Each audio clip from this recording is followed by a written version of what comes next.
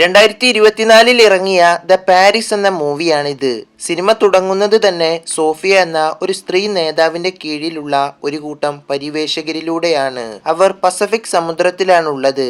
Lilies എന്ന് പേരുള്ള വളരെ വലിയൊരു പെൺസ്രാവിനെ പിടിക്കാനാണ് ഇവർ ഈ സമുദ്രത്തിൽ എത്തുന്നത്. പെട്ടെന്ന് അവരുടെ കപ്പലിന്റെ സിസ്റ്റത്തിൽ ആ സ്രാവ് അവരുടെ വളരെ അടുത്തെത്തി എന്നൊരു മുന്നറിയിപ്പ് വരുന്നു. അവരുടെ കൂടെയുള്ള നേതാവായ സോഫിയ എല്ലാവർക്കും ഉടനെ തന്നെ നിർദ്ദേശം നൽകുന്നു. വേഗം വെള്ളത്തിലേക്ക് ഇറങ്ങുക, സ്രാവിനെ പിന്നിൽ നിന്ന് ആക്രമിച്ച് പിടിക്കുക. ഇത് കേട്ട സോഫിയയുടെ ഭർത്താവ് ക്രിസും കുറച്ചാളുകളും കടലിലേക്ക് എടുത്തു ചാടുന്നു. അങ്ങനെ കുറച്ചു നേരത്തെ തിരച്ചിലിന് ശേഷം അവർ ചത്ത ഒരു ചെറിയ തിമിംഗലത്തെ കാണുന്നു. എന്നാൽ അത് എങ്ങനെയാണ് ചത്തതെന്ന് ആർക്കും മനസ്സിലാകുന്നില്ല. ക്രിസ് അതിന്റെ അടുത്ത് ചെന്ന് നോക്കുമ്പോൾ ശരീരത്ത് സ്രാവ് കടിച്ച പാടുകൾ കാണുന്നു.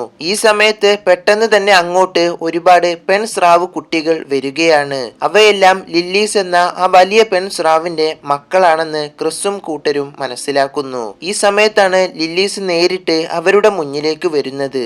അവളുടെ വലിപ്പം കണ്ട് എല്ലാവരും ഞെട്ടിപ്പോകുന്നു. കാരണം കഴിഞ്ഞ തവണത്തേക്കാൾ ഇരട്ടി വലിപ്പമായിരുന്നു അവൾക്ക്. 2 മാസം മുമ്പ് ലില്ലീസിനെ കാണാൻ വന്നപ്പോൾ അവൾക്ക് വെറും 3 മീറ്റർ നീളമേ ഉണ്ടായിരുന്നുള്ളൂ. പക്ഷേ ഇപ്പോൾ ആണെങ്കിൽ വെറും 2 മാസത്തിനുള്ളിൽ ലില്ലീസ് 7 മീറ്റർ നീളമുള്ളവളായി മാറിക്കഴിഞ്ഞു. ഈ സമയത്ത് അവളുടെ ആ ദുർഗതിയിലുള്ള വളർച്ചയുടെ രഹസ്യം അറിയാൻ പെട്ടെന്ന് തന്നെ അവളുടെ ശരീരത്ത് നിന്ന് ഒരു സാമ്പിൾ എടുക്കാൻ സോഫിയ ക്രിസിനോട് പറയുന്നു. ഇത് കേട്ട് ക്രിസ് ധൈര്യം സംഭരിച്ച് സാമ്പിൾ എടുക്കാൻ ലില്ലീസിന്റെ അടുത്ത് ചെല്ലുന്നു. എന്നാൽ ലില്ലീസ് ഉടനെ തന്നെ ക്രിസിനെ ആക്രമിക്കുകയാണ്. ആ നിമിഷം മുതൽ ക്രിസും സോഫിയയും തമ്മിലുള്ള ബന്ധം അവിടെ വിച്ഛേദിക്കപ്പെടുന്നു. ഇത് കണ്ട് സോഫിയ പരിഭ്രാന്തിയിലാവുകയും ഭർത്താവിനെ കണ്ടെത്താനായി അവൾ സ്വയം കടലിലേക്ക് ഇറങ്ങുകയും ചെയ്യുന്നു. വെള്ളത്തിന്റെ താഴെ ചെന്നപ്പോൾ സോഫിയക്ക് ക്രിസിന്റെ ഒരു അറ്റ കൈ മാത്രമാണ് കിട്ടിയത്. കൂടെ ഉണ്ടായിരുന്ന മറ്റാളുകളുടെ യാതൊരു അടയാളവും അവിടെ ഉണ്ടായിരുന്നില്ല. ഇങ്ങനെ അവരെല്ലാം ലില്ലീസ് എന്ന സ്രാവിന്റെ ഭക്ഷണമായി എന്ന് അവൾക്ക് മനസ്സിലാകുന്നു. എങ്കിലും സോഫിയ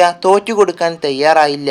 എങ്ങനെയെങ്കിലും ആ സ്രാവിൽ നിന്ന് സാമ്പിൾ എടുക്കണമെന്ന് അവൾ തീരുമാനിക്കുകയാണ്. അവൾ അങ്ങനെ ലില്ലീസിന്റെ അടുത്തെത്തി സാമ്പിൾ എടുക്കാൻ ശ്രമിക്കുന്നു. എന്നാൽ ആ സ്രാവ് അവളെയും ആക്രമിക്കാൻ വരികയാണ്. പക്ഷേ ഭാഗ്യവശാൽ സോഫിയ ഒരു വലയിൽ കുടുങ്ങുന്നു. ആ സ്രാവ് വലയോട് കൂടി അവളെയും വലിച്ചുകൊണ്ട് കടലിന്റെ ആഴങ്ങളിലേക്ക് പോകുന്നു. ഇതിൽ നിന്ന് എങ്ങനെയൊക്കെ അവൾ രക്ഷപ്പെട്ട് ജീവൻ തിരിച്ചു പിടിക്കുന്നു. പിന്നീട് കാണിക്കുന്നത് ഒരു 3 വർഷം അങ്ങനെ പോകുന്നതാണ്. പാരീസിലെ നദിയിൽ 2 യുവാക്കൾ മീൻ പിടിക്കുന്നു. പെട്ടെന്ന് അവരുടെ ചൂണ്ടയിൽ ഒരു ബോംബ് കുടുങ്ങുന്നു. ഇത് കണ്ട് പേടിച്ച് ആ യുവാക്കൾ ഉടനെ തന്നെ പോലീസിനെ വിവരം അറിയിക്കുകയാണ്. ഈ ബോംബ് വാർത്ത കേട്ട് റിപ്പോർട്ടർമാരും അവിടെ എത്തുന്നു. 2ാം ലോക മഹായുദ്ധ സമയത്ത് ഇവിടെ ഷെല്ലുകളും മിസൈലുകളും സൂക്ഷിച്ചിരുന്നതാണെന്ന് ഇത് കണ്ട് പോലീസ് ആളുകളെ പറഞ്ഞ് ബോധിപ്പിക്കുന്നു.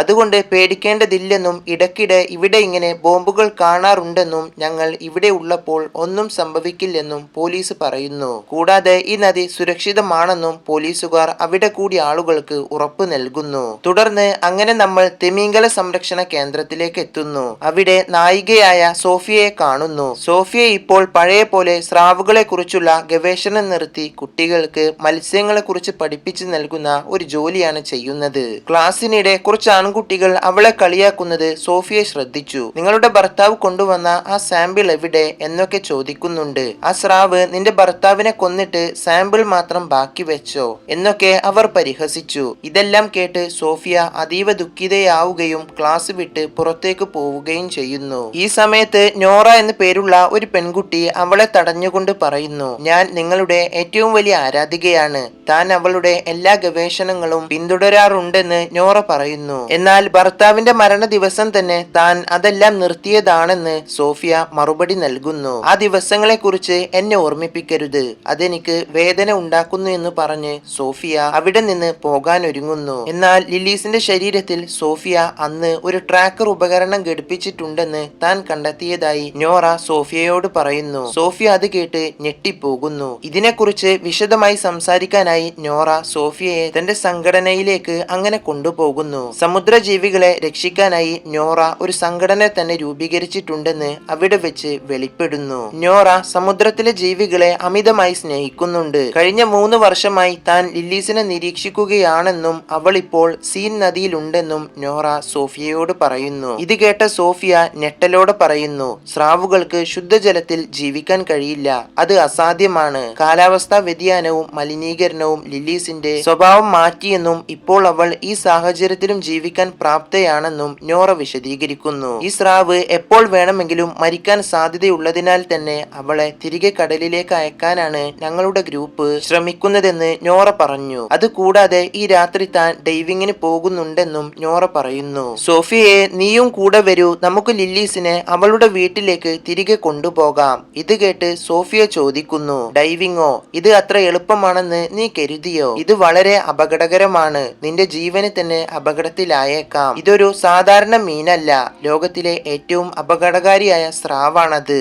അടുത്തത് ഇതിൽ പറയുന്നത് സോഫിയ അങ്ങനെ വീട്ടിലെത്തി തന്റെ ഭർത്താവ് ക്രിസിന്റെ അവസാന ദൗത്യത്തിന്റെ വീഡിയോകൾ കണ്ട് കരയുന്നു. തന്റെ ഭർത്താവും കൂടെ ഉള്ളവരും മരിക്കാനുള്ള കാരണം താനാണെന്ന കുറ്റബോധം അവൾക്കുണ്ടായിരുന്നു. ഈ സമയം നോറയും അവളുടെ സുഹൃത്ത് ബിന്നും സീൻ നദിയിലെ ഒരു ബോട്ടിലുണ്ട്. നോറ ചോദിക്കുന്നു, നീ എന്റെ കൂടെ ഇറങ്ങുന്നില്ലേ? എന്നാൽ ബിന്ന് വെള്ളത്തിൽ ഇറങ്ങാൻ വിസമ്മതിക്കുന്നുണ്ട്. ഇത് കേട്ട നോറ തനിച്ച് വെള്ളത്തിൽ ഇറങ്ങി ലില്ലീസിനെ എല്ലായിടത്തും തിരയുന്നു. അതേസമയം കരയിൽ നിന്ന് സോഫിയ സിസ്റ്റത്തിൽ ലില്ലീസിന്റെ ചലനങ്ങൾ ട്രാക്ക് ചെയ്യുന്നു. സ്രാവ് നോറയുടെ അടുത്തേക്ക് നീങ്ങുന്നത് സിസ്റ്റത്തിൽ കണ്ട് സോഫിയ ഉടനെ തന്നെ പോലീസിനെ വിളിച്ച് നോറ തനിച്ച് നദിയിൽ സ്രാവിനെ തിരയുകയാണെന്ന് അറിയിക്കുന്നു. അങ്ങനെ നോറ വെള്ളത്തിൽ മുങ്ങിപ്പോയ ഒരു കാറിന് സമീപം എത്തുന്നു. അതിൽ സ്രാവ് ആക്രമിച്ച പാടുകൾ ഉണ്ടായിരുന്നു. അപ്പോഴാണ് കരയിൽ നിന്നുള്ള പോലീസിന്റെ സൈറൻ ശബ്ദങ്ങൾ അവൾ കേൾക്കുന്നത്. അവൾ ഉടനെ തന്നെ വെള്ളത്തിൽ നിന്ന് കയറി ഓടാനായി ശ്രമിക്കുന്നു. എന്നാൽ ഈ നദിയിൽ ഡൈവിംഗ് നിരോധിച്ചതിനാൽ പോലീസ് അവളെ പിടികൂടുകയാണ്.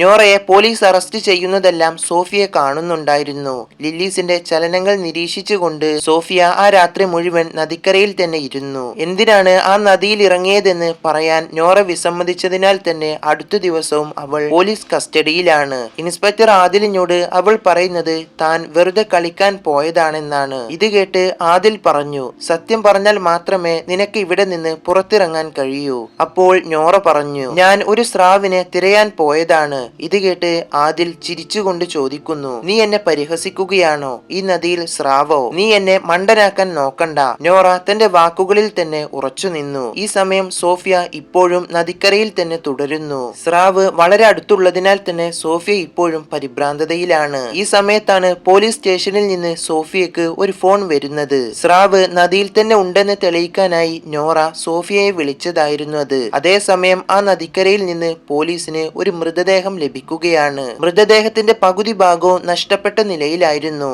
ഇത് ആ സ്രാവിന്റെ പണിയാണെന്ന് സോഫിയ പറയുന്നു. തുടർന്ന് അവൾ ഇൻവെസ്റ്റിഗേറ്റർക്ക് ലില്ലീസിനെ കുറിച്ചുള്ള വിവരങ്ങൾ നൽകുകയാണ്. ഈ സ്രാവ് വളരെ അപകടകാരിയാണെന്നും ഇതിനെ കടലിലേക്ക് തന്നെ തിരിച്ചു മാറ്റാൻ ഒരു വിദഗ്ധ സംഘം തന്നെ വേണമെന്നും സോഫിയ പറയുന്നു. ഇല്ലെങ്കിൽ ഈ സ്രാവ് നദിയിൽ വെച്ച് തന്നെ മരിക്കാൻ സാധ്യതയുണ്ടെന്നും അവൾ പറഞ്ഞു. എന്നാൽ സോഫിയ സ്രാവുകളെ കൊല്ലാൻ പോകുന്നതിന് നോറ ഭയപ്പെടുന്നു. ഇതിനാൽ നോറ സ്രാവുകളെ രക്ഷിക്കാൻ ശ്രമിക്കുകയാണ്. സോഫിയക്കും ഇൻസ്പെക്ടർ ആദിലിനും സ്രാവുകളെ അവിടെ നിന്ന് സുരക്ഷിതമായി മാറ്റാൻ ഉത്തരവ് ലഭിക്കുന്നു. തുടർന്ന് സോഫിയ ആ സംഘത്തോടൊപ്പം സ്രാവിനെ പിടിക്കാൻ നദിക്കരയിൽ എത്തുന്നു. ഇതറിഞ്ഞ നോറ രഹസ്യമായി അവരെ പിന്തുടരുന്നു. സോഫിയ അങ്ങനെ ലില്ലീസിന്റെ സ്ഥാനം കണ്ടെത്തുന്നു. ഡൈവിംഗ് സംഘം ഉടനെ തന്നെ നദിയിൽ ഇറങ്ങുന്നു. ഇത് കണ്ട നോറ സ്രാവിനെ കൊല്ലുമെന്ന് ഭയന്ന് അവളുടെ ഫ്രണ്ടായ ബിന്നിനെ വിളിച്ച് സോഫിയയുടെ കയ്യിലുള്ള ട്രാക്കർ ഹാക്ക് ചെയ്യാൻ പറയുന്നു. ബിന്ന് ഉടനെ തന്നെ സിസ്റ്റം ഓഫ് ചെയ്യുന്നു. ഈ സമയം ഡൈവിംഗ് സംഘം ലില്ലീസിന്റെ വളരെ അടുത്ത് എത്തിയിരുന്നു. പക്ഷെ പെട്ടെന്ന് ട്രാക്കർ നിലച്ചതിനാൽ അവർക്ക് കൃത്യമായി ലില്ലീസിന്റെ സ്ഥാനം കണ്ടെത്താൻ കഴിഞ്ഞില്ല.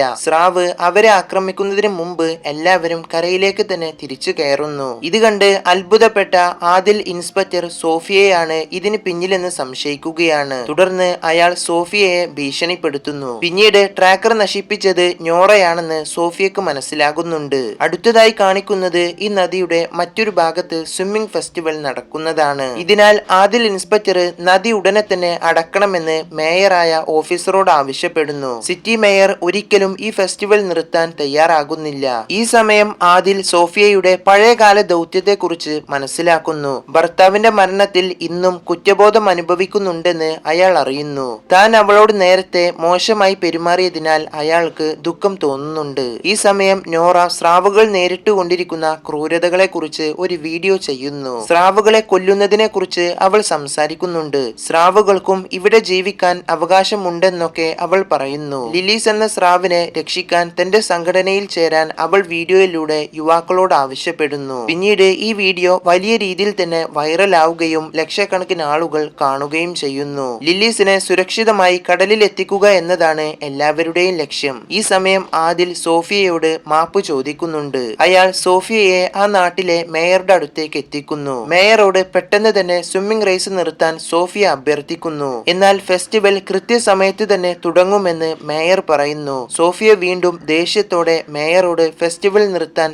ആവശ്യപ്പെടുന്നുണ്ട്. നിങ്ങൾ നൂറുകണക്കിന് ആളുകളെ മരണത്തിലേക്ക് തള്ളിവിടുകയാണെന്ന് അവൾ മേയറോട് മുന്നറിയിപ്പ് നൽകുകയാണ്. ലില്ലീസ് അവരെയെല്ലാം കൊന്നു തിന്നുമെന്നും സോഫിയ പറയുന്നു. എന്നാൽ ഇത് കേട്ടിട്ടും മേയർ ഫെസ്റ്റിവൽ റദ്ദാക്കില്ല എന്ന് തന്നെ ഉറപ്പിച്ചു പറയുന്നു. അങ്ങനെ മേയർ സ്രാവിനെ കൊല്ലാൻ ഉത്തരവ് നൽകുന്നു. ലില്ലീസിനെ ബോധം കെടുത്തി കടലിലേക്ക് മാറ്റാൻ സോഫിയ ഒരു പദ്ധതി തയ്യാറാക്കുകയാണ്. നോറയുടെ ഫ്രണ്ടായ ബിന്ന് സോഫിയയോട് താനാണ് ആ ട്രാക്കർ ഹാക്ക് ചെയ്തെന്നും തന്റെ തെറ്റ് ഏറ്റു പറയുകയും നോറ ലില്ലീസിനെ ഇവിടെ നിന്ന് മാറ്റാൻ മറ്റൊരു പ്ലാൻ ചെയ്യുന്നുണ്ടെന്നും വെളിപ്പെടുത്തുകയും ചെയ്യുന്നു. ആ സ്രാവ് ഇപ്പോൾ സീവേജ് ടാങ്കിനടുത്തുണ്ടെന്ന് അവൾ സോഫിയയോട് പറയുന്നു. അതുകൂടാതെ ഇതിൽ നിന്നും നോറയെ തടയണമെന്നും ബിന്ന് പറഞ്ഞു. നോറയെ താൻ രക്ഷിക്കുമെന്ന് സോഫിയ ബിന്നിനോട് ഉറപ്പു പറയുന്നു. അടുത്തതായി കാണിക്കുന്നത് സീവേജ് ഏരിയയിലെ അപകടമാണ്. നോറയും സംഘവും ഉടനെ തന്നെ സീവേജ് ഏരിയയിൽ എത്തുന്നു. ഇത് കണ്ട ബിന്ന് അസ്വസ്ഥനായിരുന്നു. ലില്ലീസ് എന്ന സ്രാവ് അപകടകാരി അല്ലെന്ന് തെളിയിക്കാൻ നോറ തനിച്ച് വെള്ളത്തിലേക്ക് ഇറങ്ങുകയാണ്. ഈ സമയം സോഫിയയും